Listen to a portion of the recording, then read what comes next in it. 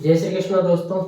मेरा नाम अजय कृष्ण वंशी और आपका हमारा सबका प्यारा सा यूट्यूब चैनल है इनविंसिबल पायोनियर इंस्टीट्यूट। दोस्तों आज हम राजस्थान हिस्ट्री का एक बहुत ही महत्वपूर्ण टॉपिक डिस्कस करने जा रहे हैं जिसका नाम है किसान आंदोलन यानी कि पीजेंट मूवमेंट। आखिरकार राजस्थान में जो किसान आंदोलन घटित हुए हैं वो क्यों हुए हैं, क्या ऐसी परिस्थितियां रही कि यहाँ के जो किसान हैं उनको आंदोलन करने का मार्ग उनका खुला है और उन्हें आंदोलन करना पड़ा है। तो थोड़ा बहुत इसको भी समझने की कोशिश करेंगे। जो सबसे प्रमुख कारण माना जाता है किसान आंदोलन का, वो माना जाता है उस समय जो बहुत ज्यादा टैक्स किसानों पर लगाए जाते थे और उनकी भूमि पर लगाए जाते थे। उस समय दोस्तों बहुत सारे टैक्स जैसे कि लगान लगाई जाती थी, लाग बाग लगाई जाती थी, लाटा लगाया जाता था, कूटा लगाया जाता था। तो इस प्रकार के बहुत सारे टैक्स किसानों पर उस समय जागीरदारों द्वारा लगाए जाते थे। क्यों लगाए जाते थे? क्योंकि ब्रिटिश हुकूमत जो थी वो शासकों से पैसा वसूल करती थी। शासक किससे पैसा वसूल करेंगे? शासक जागीरदारों से पैसा वसूल करेंगे यानी कि ठिकानेदारों से। और ठिकानेदार कहाँ से पैसा वसूल करेंगे? किसानों से। तो ये परिस्थितियां इस प्रकार से निर्मित होती हैं कि किसानों की जो हालत है वो बहुत ज्यादा खराब हो जाती है और किसानों पर लगातार बोझ बढ़ता चला जाता है और उनकी जो आर्थिक स्थिति है लगातार बद से बदतर होती चली जाती है। तो किसानों के पास आंदोलन करने के सिवा उस समय कोई और उपाय नहीं बचता है। इस वजह से किसान आंदोलन राजस्थान में शुरू होते हैं। हम राजस्थान में किसान आंदोलन पूरे विस्तार से ही पढ़ेंगे, लेकिन हम शुरुआत करते हैं बिजोलिया किसान आंदोलन से। पहला दोस्तों हमारा जो डिस्कशन रहेगा इस सेशन में वो रहेगा बिजोलिया किसान आंदोलन।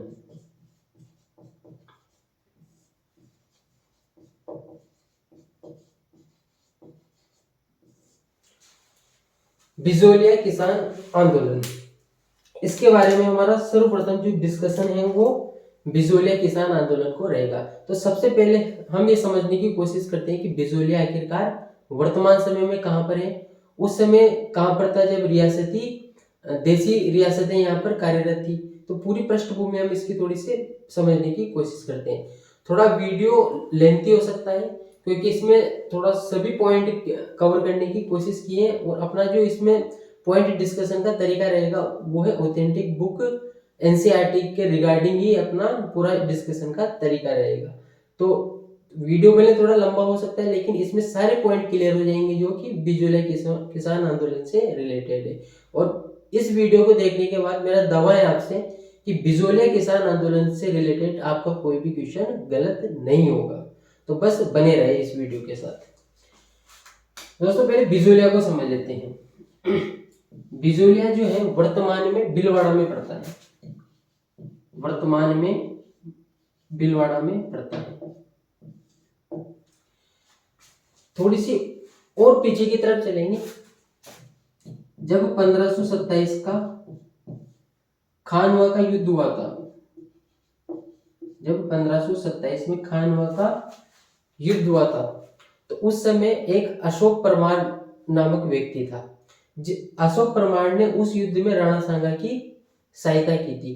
तो राणा सांगा ने अशोक परमार द्वारा खानवा के युद्ध में राणा सांगा की सहायता करने पर राणा सांगा ने अशोक परमार को बिजोलिया ठिकाना गिफ्ट में दे दिया था, उपहार स्वरूप दे दिया था। तो बिजोलिया ठिकाने का जो संस्थापक माना जाता है दोस्तों वो माना जाता है अशोक परमार। राणा सांगा और इसका संस्थापक माना जाता है बिजोलिया ठिकाने का अशोक परमार।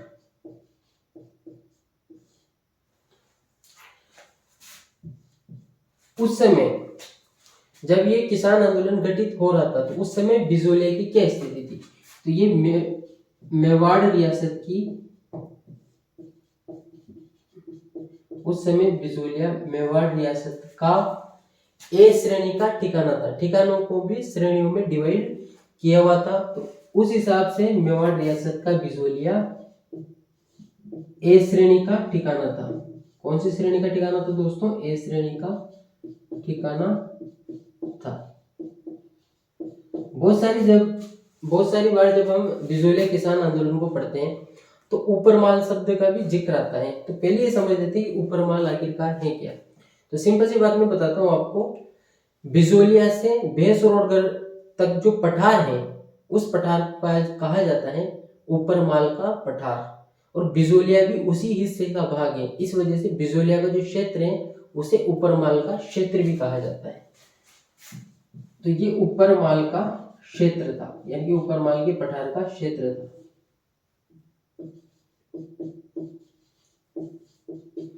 ये कुछ ऐसे पॉइंट है जो कि इस पर्टिकुलर टॉपिक यानी कि बिजोलिया किसान आंदोलन की पृष्ठभूमि तैयार करते हैं। भीलवाड़ा में पड़ता है वर्तमान में। 1527 में खानवा के युद्ध में राणा सांगा की सहायता करने पर अशोक परमार को ये ठिकाना दिया था, तो इसका संस्थापक अशोक परमार को माना जाता है। उस समय ये मेवाड़ रियासत का ए श्रेणी का ठिकाना था और ये उपरमाल क्षेत्र का भी हिस्सा था। अब थोड़ी सी और इसका बैकग्राउंड समझने की कोशिश करते हैं, थोड़ी सी और पृष्ठभूमि समझने की कोशिश करते हैं, ताकि हमें ये जो किसान आंदोलन है ये राजस्थान के अलग अलग कॉम्पिटिटिव एग्जाम की लिहाज से बिजोलिया किसान आंदोलन सबसे महत्वपूर्ण माना जाता है। तो थोड़ा उसको भी समझने की कोशिश करते हैं। दोस्तों, बिजोलिया किसान आंदोलन जो है वो 1897 से प्रारंभ होता है और 1941 तक के चलता है। इस वजह से भारत का बिजोलिया किसान आंदोलन भारत का सर्वाधिक लंबी अवधि तक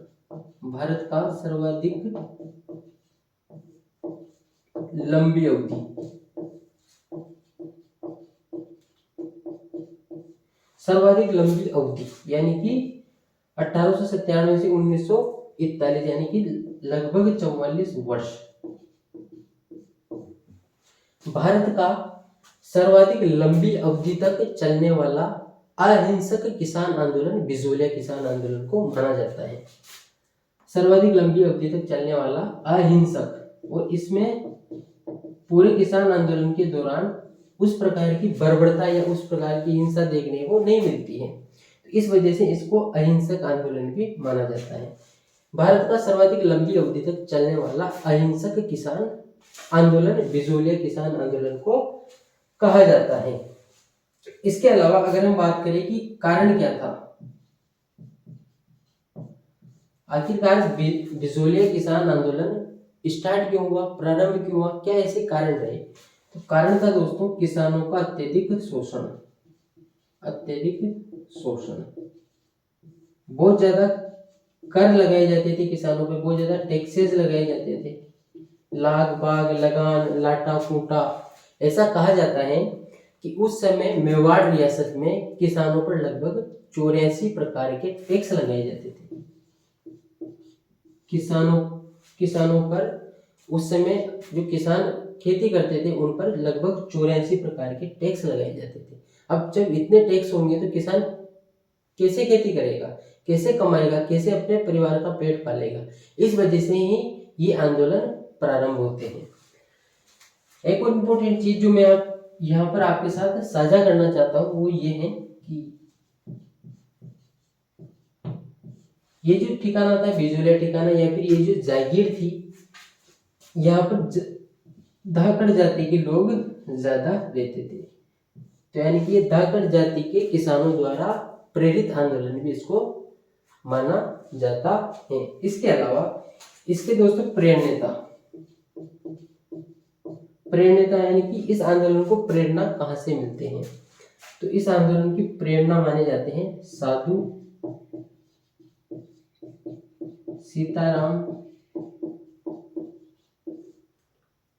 दास। अब मैं बार बार इतना लंबा नाम नहीं लिखूंगा, तो मैं अगली बार जब भी साधु सीताराम दास का जिक्र होगा मैं अगली बार इस्तेमाल करूंगा शब्द SSRD, साधु सीताराम दास। इस आंदोलन के प्रेरणेता माने जाते हैं। तो ये कुछ अपने ने इंपॉर्टेंट पॉइंट डिस्कस किए हैं। अब हम आंदोलन को क्रमबद्ध तरीके से आगे बढ़ाना चाहते हैं कि आंदोलन किस प्रकार से इतने सालों तक घटित हुआ, किन किन लोगों ने इस आंदोलन का नेतृत्व किया और किस समय कैसी परिस्थितियां निर्मित हुई, और वो सारी चीजें हम यहाँ से लगातार समझने की कोशिश करेंगे। भारत का सबसे लंबी अवधि तक चलने वाला किसान आंदोलन लगभग 44 वर्षों तक अहिंसक किसान आंदोलन कारण था कि अत्यधिक टैक्स लिए जाते थे किसानों से। ऐसा माना जाता है कि उस समय मेवाड़ में लगभग 84 प्रकार के टैक्स किसानों पर लगाए जाते थे। धाकड़ जाति के किसानों द्वारा प्रेरित आंदोलन है ये, यानी कि इसमें भाग लेने वाले अधिकतर लोग धाकड़ जाति के या फिर धाकड़ समुदाय के लोग थे। इस आंदोलन के प्रेरणा स्रोत या फिर प्रेरणा माने जाते हैं साधु सीताराम दास। और साधु सीताराम दास उस समय दोस्तों जो बिजौलिया ठिकाना था, इसमें एक पुस्तकालय था, तो उस पुस्तकालय में ये नौकरी किया करते थे। अब हम आंदोलन को समझने की कोशिश करते हैं। आंदोलन को दोस्तों अध्ययन में सुविधा हो और समझने में भी आसानी हो, इस वजह से मैं 3 चरणों में बांटकर इसको पढ़ना चाहेंगे हम इसको 3 चरणों में बांटकर। प्रथम चरण, द्वितीय चरण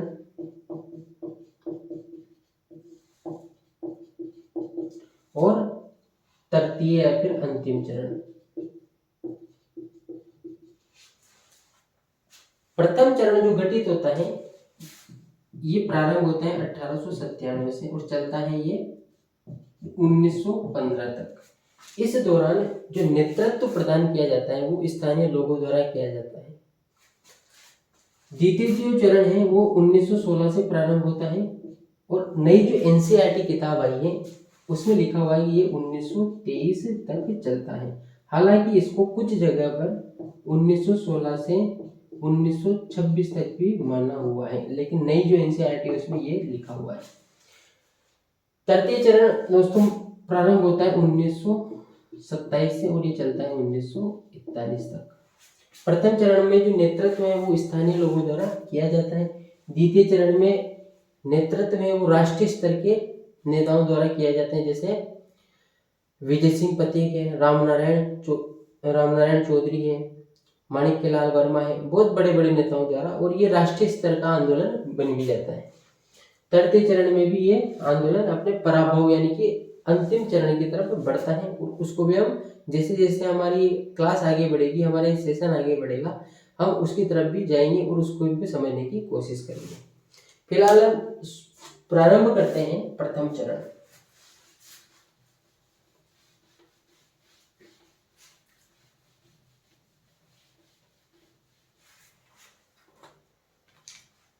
प्रथम चरण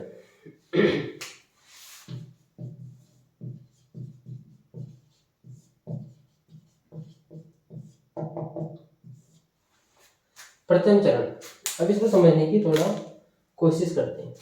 एकदम कहानी की तरह आगे बढ़ेंगे हम, जैसे कहानी आगे बढ़ती है उसी तरीके से हम इसको थोड़ा समझने की कोशिश करते हैं, क्योंकि अगर हम इसको डायरेक्ट पॉइंट के हिसाब से देखेंगे तो थोड़ा कॉम्प्लिकेट हो जाएगा। इस वजह से थोड़ा स्टोरी के तौर पर इसको आगे ले जाना चाहिए। जैसे 1897 की बात है, गिरधरपुरा गांव जो कि बिजोलिया ठिकाने में ही एक गांव है, गिरधरपुरा गांव 1897 में गिरधरपुरा गांव में मृत्यु भोज का कार्यक्रम चल रहा था। मृत्यु भोज हालांकि अच्छी चीज नहीं है, सामाजिक कुरीति मान सकते हैं इसे, लेकिन ठीक है उस समय की परिस्थिति के हिसाब से मैं आपको बता रहा हूँ। 1897 की बात है, गिरधरपुरा गांव है, बिजोलिया ठिकाने का गांव है ये गिरधरपुरा, और इसमें मृत्यु भोज का कार्यक्रम चल रहा था। बहुत सारे किसान इकट्ठा हुए तो उन्होंने विचार विमर्श किया कि हमारा जो जागीरदार है, हमारा जो ठिकानेदार है, उस समय कृष्ण सिंह ठिकानेदार था इनका, तो हम पर बहुत ज़्यादा अत्याचार कर रहा है, बहुत ज़्यादा शोषण किया जा रहा है, बहुत ज़्यादा कर लगाया जा रहा है, तो पेट पालना मुश्किल हो रहा है खुद का और बच्चों का। इसके अलावा जो साहूकार हैं उनके कर्ज के बोझ के तले लगातार दबे चले जा रहे हैं, तो क्या किया जाए। तो किसानों ने यहाँ पर थोड़ा विचार विमर्श किया और अपने 2 प्रतिनिधि नियुक्त किए। एक प्रतिनिधि का नाम था दोस्तों नानजी पटेल और दूसरे जो प्रतिनिधि थे उनका नाम था ठाकरी पटेल। नानजी पटेल और ठाकरी पटेल, किसानों के बीच में विचार विमर्श हुआ और इन्होंने अपने 2 प्रतिनिधि नानजी पटेल और ठाकरी पटेल इनको मेवाड़ महाराणा जो उस समय फतेह सिंह था उसके पास भेजा। हालांकि ये किसान पहले जो ठिकानेदार था उसके पास भी गया, लेकिन जब ठिकानेदार ने इनकी समस्याओं का समाधान नहीं किया तो इनके पास ऑप्शन अब कुछ नहीं बचा। तो ये डायरेक्ट अब कहाँ गए, मेवाड़ महाराणा के पास गए। जैसे हमारी कोई समस्या होती है तो हम सरपंच के पास जाते हैं, सरपंच अगर उस समस्या का समाधान नहीं करते हैं तो विधायक के पास जाते हैं, विधायक नहीं करता है तो फिर आगे की सोचते हैं। ऐसे जब इस ठिकानेदार द्वारा इनकी समस्याओं का समाधान नहीं किया गया तो गिरधरपुरा गांव में इकट्ठे होने के बाद में किसानों ने अपने दो प्रतिनिधि नियुक्त किए, नानजी पटेल और ठाकरी पटेल। इन दोनों को मेवाड़ महाराणा के पास भेजा, मेवाड़ महाराणा के पास भेजा। उस समय जो मेवाड़ का शासक था उसका नाम था फतेह सिंह। फतेह सिंह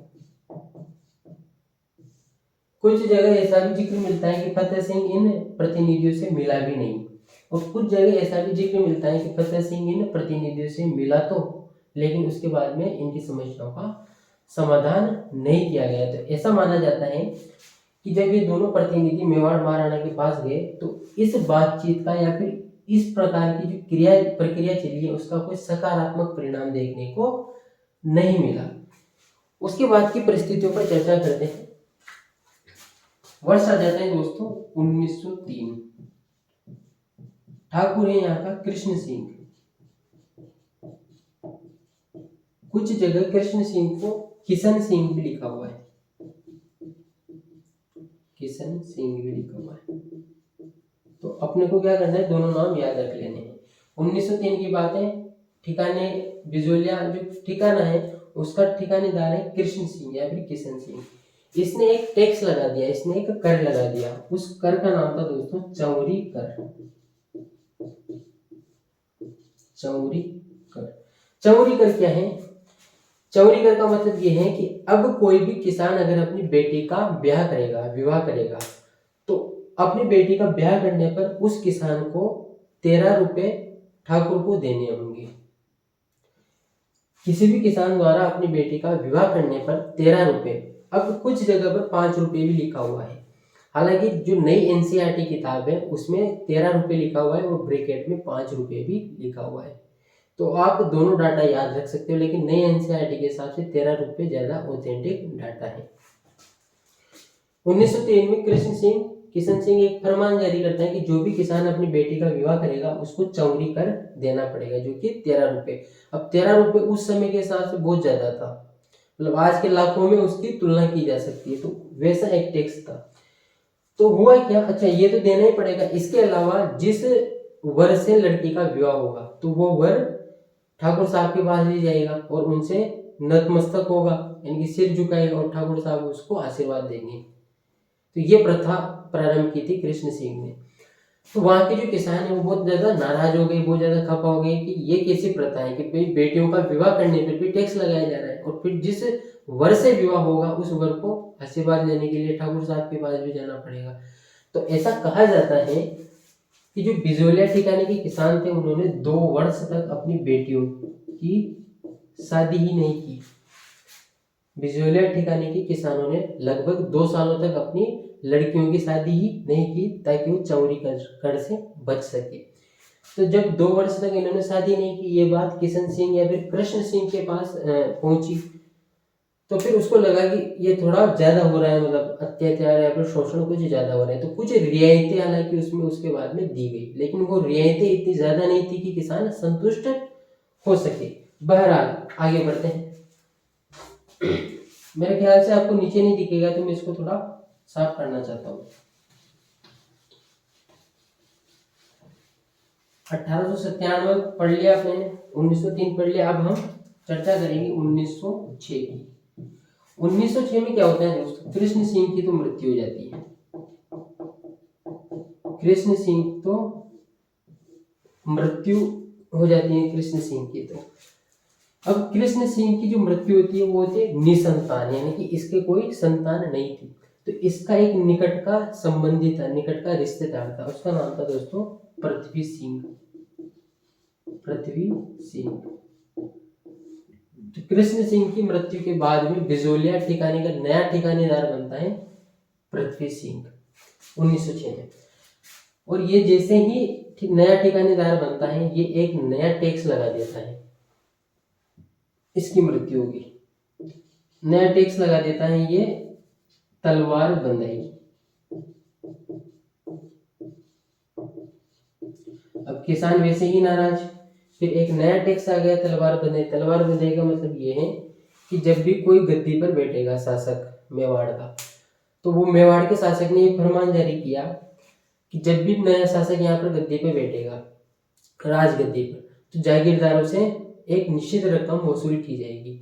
तो ये जो जागीरदारों से निश्चित रकम वसूल करनी है, ये जागीरदारों ने किस पर लाद दी? किसानों पर। यानी कि किसान जागीरदारों को पैसा देंगे और जागीरदार शासक को पैसा देंगे। तो किसान इस बात से भी बहुत ज्यादा नाराज हुए तलवार बंदाई कर से।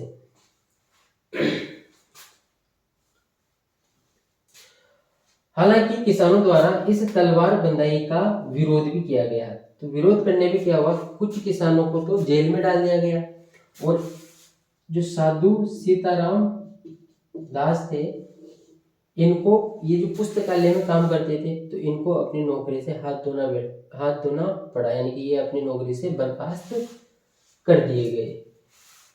उसके बाद की परिस्थितियों पर थोड़ा सा और चर्चा करते हैं कि आगे क्या परिस्थितियां रही हैं। उसके बाद में साल आता है 1914।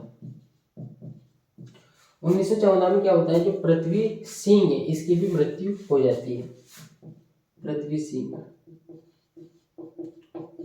इसकी भी क्या हो जाती है भाई, मृत्यु हो जाती है। अब इसकी जगह नया जो ठिकानेदार बनता है उसका नाम है केसरी सिंह, जो कि इसी का पुत्र। इसकी जगह जो नया ठिकानेदार बनता है उसका नाम है केसरी सिंह, जो कि इसी का पुत्र है। किसका पुत्र है ये? पृथ्वी सिंह का पुत्र है केसरी सिंह, ठीक है। लेकिन ये जो केसरी सिंह होता है ये होता है अल्पवयस्क। तो इस वजह से ये जो बिजोलिया ठिकाना है इसका प्रशासन चला जाता है महाराणा के नियंत्रण में, और महाराणा कोर्ट ऑफ वार्ड्स की नियुक्ति करता है यहाँ पर। Court of wards, courts of wards क्या है? मेवाड़, जब पृथ्वी सिंह की मृत्यु होती है तो केसरी सिंह जो अल्पवयस्क अवस्था में है अभी, वो नया ठिकानेदार बन जाता है। तो ये अल्पवयस्क है तो ये तो प्रशासन संभाल नहीं सकेगा, तो टैक्स वगैरह की न तो वसूली कर पाएगा। तो मेवाड़ महाराणा क्या करता है, कोर्ट ऑफ वार्ड्स की नियुक्ति कर देता है। कोर्ट्स ऑफ वार्ड्स का मतलब ये है, मेवाड़ महाराणा कुछ ऐसे व्यक्तियों का चुनाव करेगा जो कि बिजोलिया ठिकाने में प्रशासन का काम काज संभालेंगे, शासन और प्रशासन दोनों ही संभालेंगे जब तक केसरी सिंह वयस्क ना हो जाए। सारे टैक्स वगैरह यही वसूल करेंगे, क्या शासन होना चाहिए, क्या प्रशासन होना चाहिए, सभी चीजें कोर्ट्स ऑफ वार्ड्स द्वारा ही निर्धारित की जाएगी। तो ऐसे इस प्रकार से जो प्रथम चरण है बिजोलिया किसान आंदोलन का वो समाप्त होता है। 4 डेट अपने को इस आंदोलन के तहत याद रखनी है। 1897 गिरधरपुरा गांव में जब किसान इकट्ठे हुए और उनके 2 प्रतिनिधि ठाकरी पटेल और नानजी पटेल मेवाड़ महाराणा प्रताप सिंह के पास पहुंचे।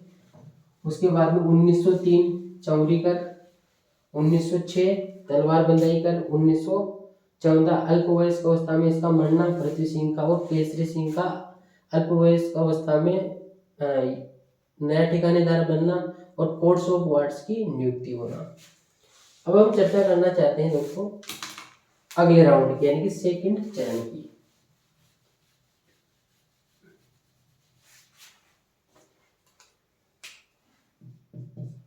द्वितीय चरण,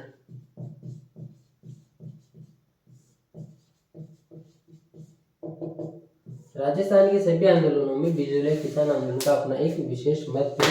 इस वजह से हम इसको थोड़ा विस्तार से पढ़ना चाह रहे हैं ताकि एग्जाम के पॉइंट ऑफ व्यू से सारे पॉइंट जो है वो कवर हो जाए, और जब एग्जाम में क्वेश्चन आए तो आपके क्वेश्चन गलत ना हो। द्वितीय चरण की तरफ बढ़ते हैं। द्वितीय चरण का जो काल माना जाता है वो माना जाता है 1916 से 1923 नई एनसीईआरटी के हिसाब से। हालांकि कुछ किताबों में इसको 1926 भी लिखा हुआ है। तो हम नई एनसीईआरटी के हिसाब से ये मान सकते हैं फिलहाल।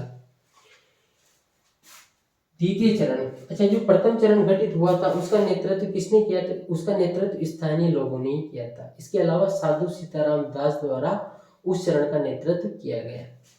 द्वितीय चरण का नेतृत्व किया जाता है विजय सिंह पथिक के द्वारा। विजय सिंह पथिक राजस्थान के जो भी क्रांतिकारी है उनमें विजय सिंह पथिक का नाम बहुत ही अग्रणी माना जाता है, बहुत ही सम्मान के साथ लिया जाता है, विजय सिंह पथिक। अब इनका नाम भी क्या है कि बार बार आएगा, तो इस वजह से मैं बार बार विजय सिंह पथिक नहीं लिखकर मैं लिखूंगा इसको शॉर्ट में VSP। क्यों किया गया विजय सिंह पथिक द्वारा द्वितीय चरण का नेतृत्व? साधु सीताराम दास के कहने पर साधु सीताराम दास ने विजय सिंह पथिक से निवेदन किया कि अब इस आंदोलन की भागदौड़ आप संभालिए। तो तब से विजय सिंह पथिक द्वारा ही लगभग, अगर इस कालखंड को देखें हम तो 7 और इस कालखंड को देखें तो 10 सालों तक लगभग 10 सालों तक, उसके बाद में भी विजय सिंह पथिक द्वारा इसका नेतृत्व किया गया। थोड़ा हम विजय सिंह पथिक के बारे में समझने की कोशिश करते हैं क्योंकि विजय सिंह पथिक अपने आप में एक बड़ी शख्सियत है और इनके भी क्वेश्चन आते हैं, थोड़ा इनको समझ लेते हैं। पहले इनका जो मूल नाम था दोस्तों वो था भूप सिंह। मेरे ख्याल से आप सभी लोगों को जानकारी होगी कि इनका मूल नाम भूप सिंह था। जन्म कहाँ पर हुआ इनका? यूपी में इनका जन्म होता है। यूपी में कहाँ? बुलंदशहर। यूपी के बुलंदशहर में इनका जन्म होता है। एक गांव है दोस्तों गठियावली,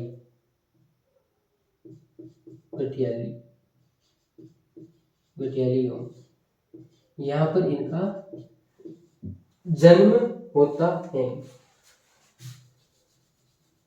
गुठावली गांव। विजय सिंह पथिक जिनका मूल नाम भूप सिंह है, उत्तर प्रदेश के बुलंदशहर के गुठावली गांव में इनका जन्म होता है। इनकी जो जन्मभूमि है वो तो उत्तर प्रदेश है, लेकिन इनकी जो कर्म भूमि है वो राजस्थान रही है। इसके अलावा कुछ और पॉइंट हम विजय सिंह पथिक के रिगार्डिंग डिस्कस करना चाहते हैं। ये संस्थापक है दोस्तों, ये 2 बड़ी संस्थाओं के संस्थापक रहे हैं। वीर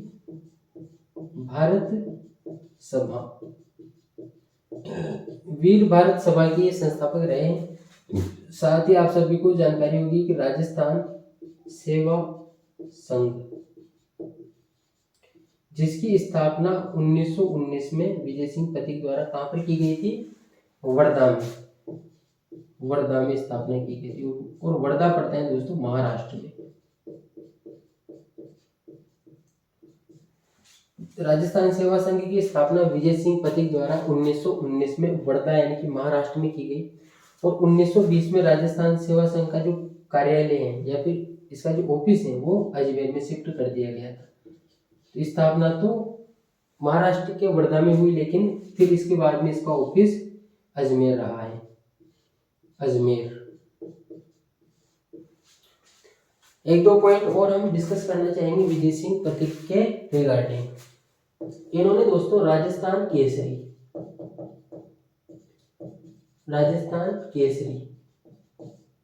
ये एक समाचार पत्र है, इसका संपादन भी इन्होंने किया है। इसके अलावा इन्होंने तरुण राजस्थान, इसके अलावा इन्होंने नवीन राजस्थान, इन 3 समाचार पत्रों का संपादन भी विजय सिंह पथिक के द्वारा किया गया। राजस्थान केसरी, तरुण राजस्थान और नवीन राजस्थान, ये संस्थापक रहे हैं वीर भारत सभा और राजस्थान सेवा संघ, जिसकी स्थापना महाराष्ट्र के वर्धा में। ये क्वेश्चन लगभग मेरे ख्याल से राजस्थान के हर कॉम्पिटिटिव एग्जाम में पूछा गया है कि राजस्थान सेवा संघ की स्थापना किसने की? विजय सिंह पथिक। कहाँ पर की, कब की, ये सारी चीजें बहुत सारी बार एग्जाम में आती रहती है। अब हम विजय सिंह पथिक की भूमिका को समझने की कोशिश करेंगे बिजोलिया किसान आंदोलन में। कैसे इनकी एंट्री होती है उसको समझने की कोशिश करते हैं। राष्ट्रकवि दिनकर की कुछ लाइनें हैं कौन विघ्न ऐसा जग में, टिक सके आदमी के मग में, खम ठोक ठेलता है जब नर, पर्वत के जाते पांव उखड़, मानव जब जोर लगाता है पत्थर पानी बन जाता है। तो प्रेरणास्पद लाइनें हैं ये राष्ट्रकवि दिनकर के द्वारा। यानी कि कोई भी जो एग्जाम है, कोई भी जो परिस्थिति है, आपके आत्मविश्वास और आपके आत्मबल से बड़ी नहीं हो सकती। लगातार लंबे प्रयास से सफलता निश्चित तौर पर मिल सकती है। और मेरा हमेशा से कहना है कि राजस्थान की जो वैकेंसीज हैं वो कुछ ऐसी हैं कि व्यक्ति को धैर्य करना सिखाई देती है। व्यक्ति में धैर्य का विकास कहाँ से होता है? राजस्थान की वैकेंसी से होता है, क्योंकि इतना लेंथी प्रोसेस है कि व्यक्ति में धैर्य का विकास हो ही जाता है। और अच्छी चीजें दे रहे हो ना।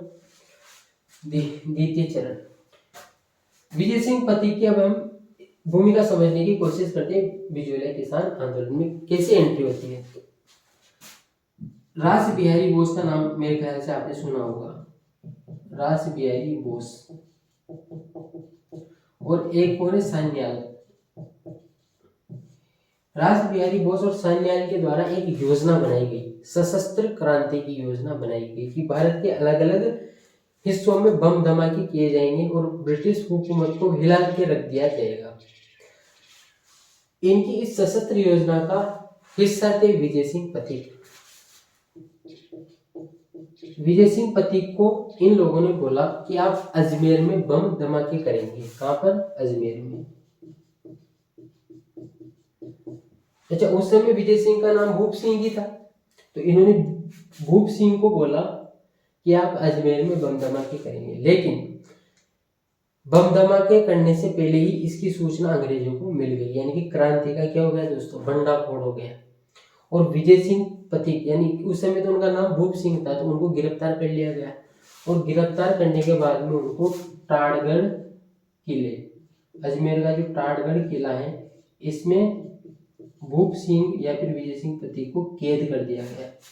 इस टाड़गढ़ किले से भूप सिंह फरार होते हैं और फरार होने के बाद में वो चित्तौड़ पहुंच जाते हैं। वहां पर क्या करते हैं? वहां पर वो शिक्षक का कार्य करते हैं, कलम हाथ में ले लेते हैं, बच्चों को पढ़ाना प्रारंभ कर देते हैं, दाढ़ी मूछें वगैरह बढ़ा लेते हैं, सिर पर पगड़ी बांधना प्रारंभ कर देते हैं।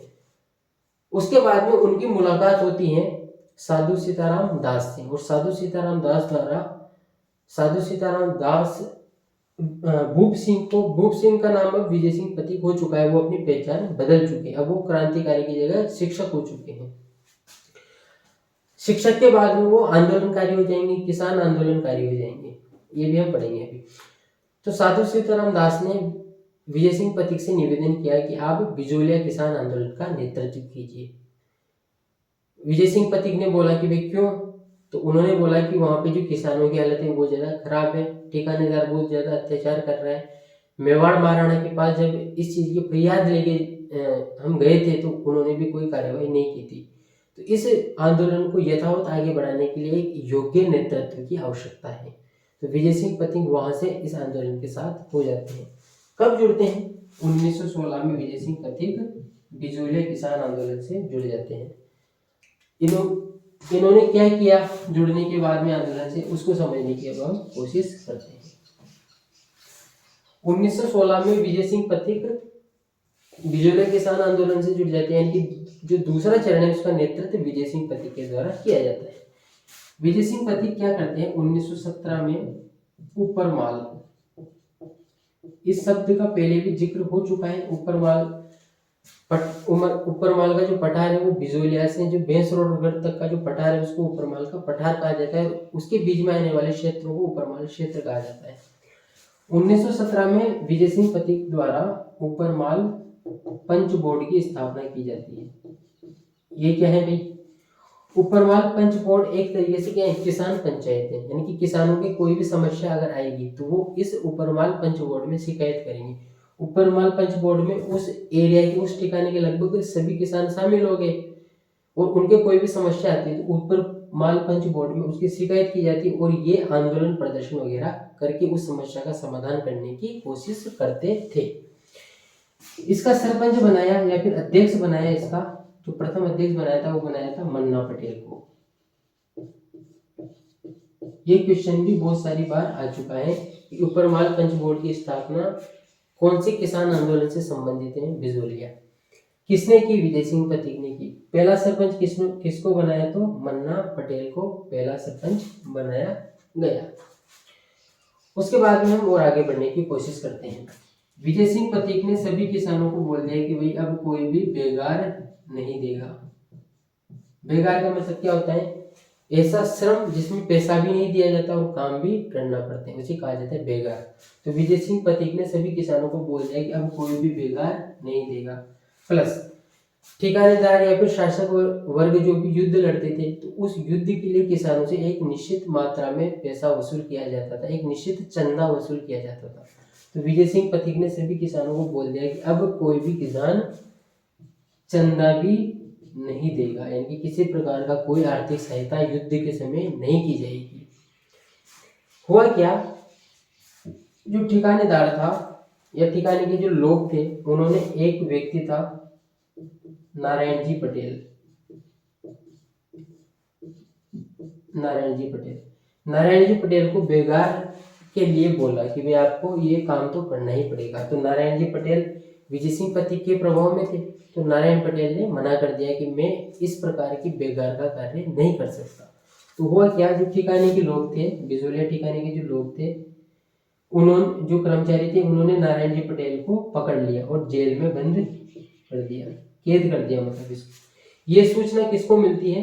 विजय सिंह पथिक को मिलती है। विजय सिंह पथिक ऊपरमाल पंच बोर्ड की मीटिंग बुलाते हैं, सभी किसानों को इकट्ठे करते हैं और बड़ी संख्या में किसानों के जत्थे यानी कि किसान इकट्ठा होकर नारायण जी पटेल की सहायता के लिए पहुंचते हैं। तो वहां का जो ठाकुर था उस पर दबाव पैदा होता है और उस दबाव के कारण नारायण जी पटेल को जेल से रिहा कर दिया जाता है और ऐसा कहा जाता है कि ये बिजोलिया किसान आंदोलन की पहली जीत थी, जिसने आंदोलनकारियों किसानों का हौसला बहुत ज्यादा बढ़ा दिया था।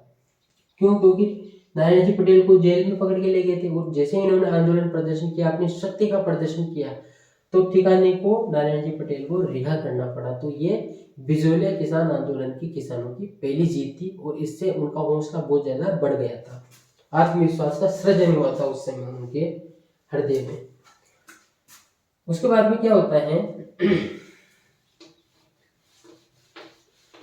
विजय सिंह पथिक इस आंदोलन को राष्ट्रीय पहचान उपलब्ध करवाते हैं। यानी कि पहले ये आंदोलन एक विशेष पर्टिकुलर क्षेत्र विशेष में था, जैसे बिजोलिया और आसपास के लोग बाहर की इसके बारे में जानकारी रखते थे, लेकिन विजय सिंह पथिक ने क्या किया, इस आंदोलन को राष्ट्रव्यापी बना दिया, यानी कि पूरे देश में इस आंदोलन की सूचना पहुंचाई थी। कैसे पहुंचाई? तो इनका एक मित्र था, उसका नाम था गणेश शंकर विद्यार्थी। गणेश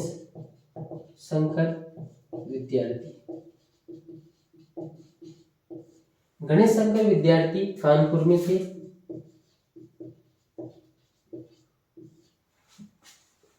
और ये प्रताप नामक समाचार पत्र का प्रकाशन करते थे। कौन से समाचार पत्र का? प्रताप नामक समाचार पत्र का।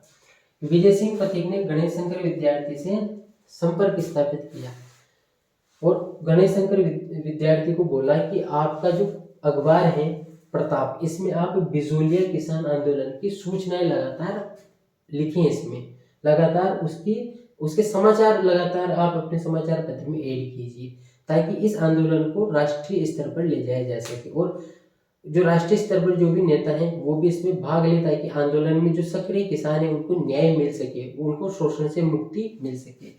तो गणेश शंकर विद्यार्थी इस प्रस्ताव के लिए राजी होते हैं और उनका जो अखबार है प्रताप, इसमें वो एक कॉलम ही बिजोलिया किसान आंदोलन के लिए छोड़ देते हैं, एक पर्टिकुलर कॉलम जिसमें डेली बिजोलिया किसान आंदोलन की सूचनाएं रहेगी। तो ये प्रयास भी विजय सिंह पथिक द्वारा किया जाता है ताकि इसको राष्ट्रीय पहचान मिल सके। इसके अलावा महात्मा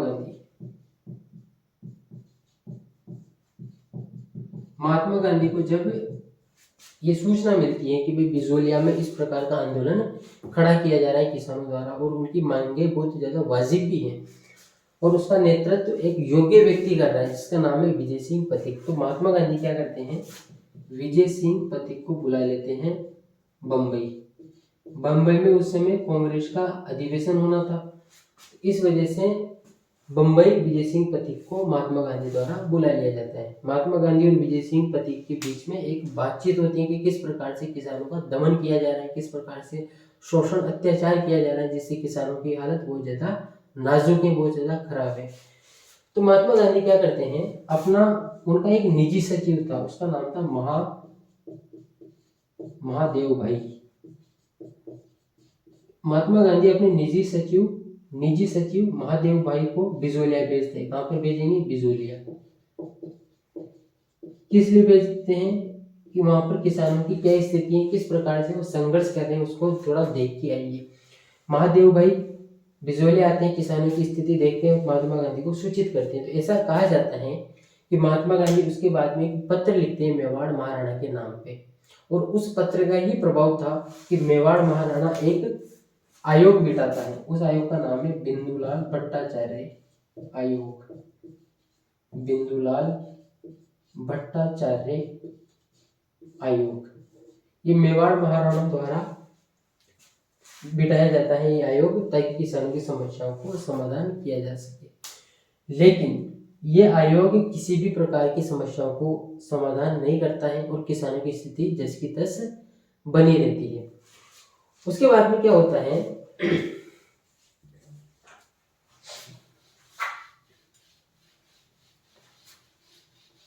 थोड़ा और इसको हम जानने की कोशिश करते हैं, थोड़ा और जानकारियां हम साझा करने की कोशिश करते हैं यहाँ से। उसके बाद में क्या होते हैं दोस्तों, अगस्त की बात है, अगस्त 1920 की बात है। पूरे देश में महात्मा गांधी के नेतृत्व में असहयोग आंदोलन प्रारंभ हो जाता है। असहयोग आंदोलन प्रारंभ हो जाता है। अगस्त 1920 में महात्मा गांधी के नेतृत्व में पूरे देश में असहयोग आंदोलन प्रारंभ हो जाता है। और ये जो आंदोलन है ये 1921 में बहुत ज्यादा चरम की तरफ पहुंच जाता है, यानी कि ज्यादा व्यापक रूप धारण कर लेता है। 1921 में अपना प्रभाव दिखाना प्रारंभ कर देता है। तो उस समय यहाँ का जो एजीजी था उसका नाम था हॉलैंड, राजस्थान का एजीजी था हॉलैंड, और मेवाड़ का जो पॉलिटिकल एजेंट था उसका नाम था विल्किंसन।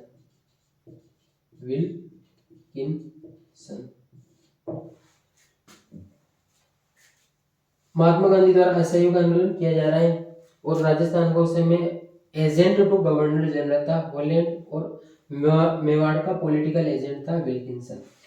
तो ये दोनों विचार विमर्श करते हैं कि ये जो असहयोग आंदोलन है ये अगर किसानों को भी अगर इसके बारे में जानकारी मिलेगी तो किसान तो वैसे ही गुस्से में है, क्योंकि उनका दमन शोषण वगैरह किया जा रहा है। और यही अगर नाराज किसान असहयोग आंदोलन में भाग लेने लग गए तो बिजोलिया ठिकाने और आसपास मेवाड़ की स्थिति संवेदनशील हो जाएगी और स्थिति को काबू करना थोड़ा मुश्किल हो जाएगा।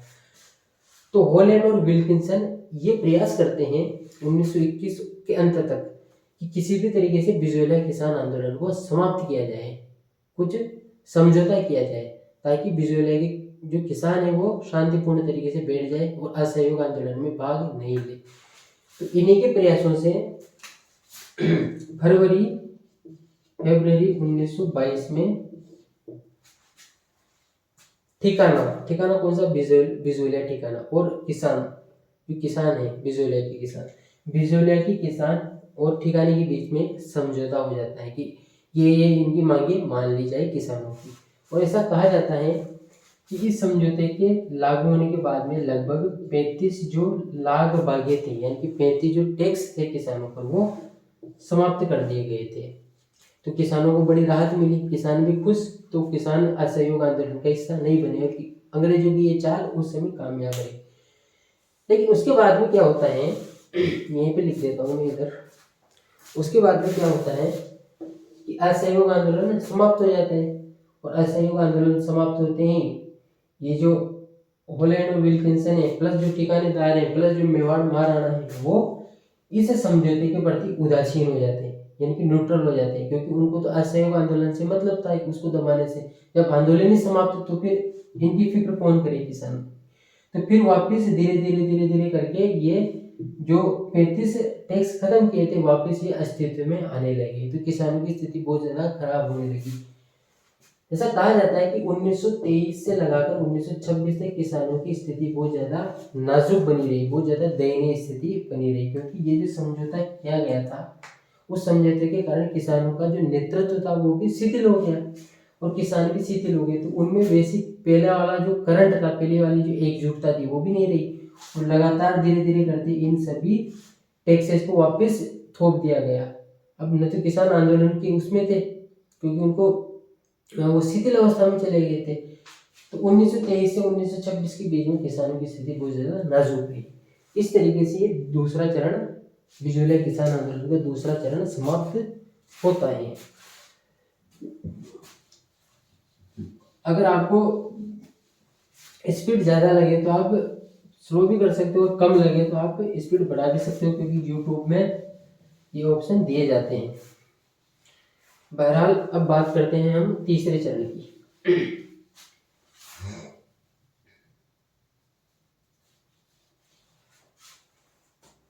बात करते हैं दोस्तों अब तीसरे चरण की, तृतीय चरण। इसको पराभव काल भी कहा जाता है, यानी कि इस चरण में आंदोलन लगभग समाप्त हो गया था, समाप्ति की तरफ था। ये प्रारंभ होता है 1927 से और 1941 तक ये तीसरा चरण जारी रहता है। नेतृत्व किसके द्वारा किया जाता है तीसरे चरण का? तो तीसरे चरण का नेतृत्व किया जाता है माणिक्यलाल वर्मा के द्वारा। माणिक्यलाल वर्मा का नाम अगर आपने राजस्थान एकीकरण के वीडियो देखे हैं इनविंसिबल पायोनियर इंस्टीट्यूट में, तो आपने माणिक्यलाल वर्मा का नाम जरूर सुना होगा। ये जो तीसरा चरण गठित हुआ था संयुक्त राजस्थान, उसके ये प्रधानमंत्री बनाए गए थे। तो माणिक्यलाल वर्मा नेतृत्व करता थे इस तीसरे चरण के, प्लस रामनारायण चौधरी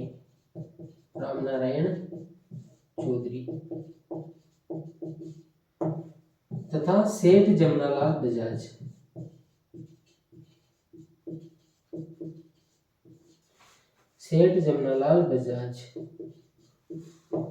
इन लोगों द्वारा तीसरे चरण का नेतृत्व किया गया।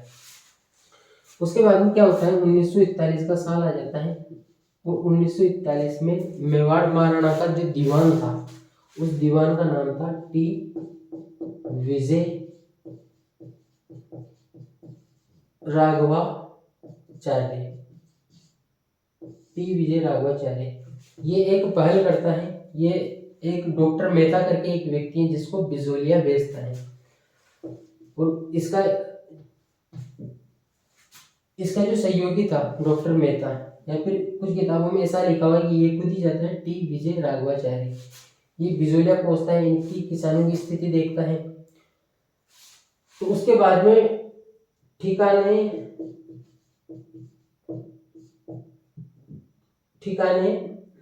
रियासत यानी कि मेवाड़ रियासत और किसानों के बीच में एक समझौता हो जाता है। उस समझौते के तहत नई जो एनसीईआरटी उसमें ऐसा लिखा गया है कि इनके बीच में एक समझौता हो जाता है और 1941 में किसानों को अपनी जमीनें वापस कर दी जाती है। इस प्रकार से ये आंदोलन समाप्त होता है, जो कि भारत का सबसे लंबी अवधि तक चलने वाला अहिंसक किसान आंदोलन माना जाता है। सबसे महत्वपूर्ण कालखंड इसका दूसरा चरण माना जाता है, जो कि विजय सिंह पथिक के नेतृत्व में संपन्न होगा। विजय सिंह पथिक ने, हमने जो चीजें डिस्कस की उसके अलावा उन्होंने राजस्थान केसरी अखबार भी निकाला था, उसमें भी इस आंदोलन का जिक्र किया गया, उससे भी इसको राष्ट्रीय पहचान मिलती है। इसके अलावा उन्होंने तरुण राजस्थान, नवीन राजस्थान जैसे समाचार पत्रों का प्रकाशन भी किया था, जिसमें बिजोलिया किसान आंदोलन के मुद्दों को प्रमुखता के साथ उठाया गया। तो आज का हमारा ये जो सेशन है यहीं तक है। अगर आपने पूरा कंप्लीट वीडियो देखा है तो मेरे ख्याल से बिजोलिया किसान आंदोलन आपका बहुत अच्छा कवर हो चुका है और आप इसके क्वेश्चन पहले कितने भी क्वेश्चन हो वो आप कर सकते हो और एग्जाम में भी आपके क्वेश्चन गलत होने की संभावना नहीं के बराबर है। इसके बाद में हम नया किसान आंदोलन अगले सेशन में, अगली क्लास में स्टार्ट करेंगे। अगर आपने वीडियो को पूरा देखा है तो उसके लिए थैंक यू वेरी मच, धन्यवाद।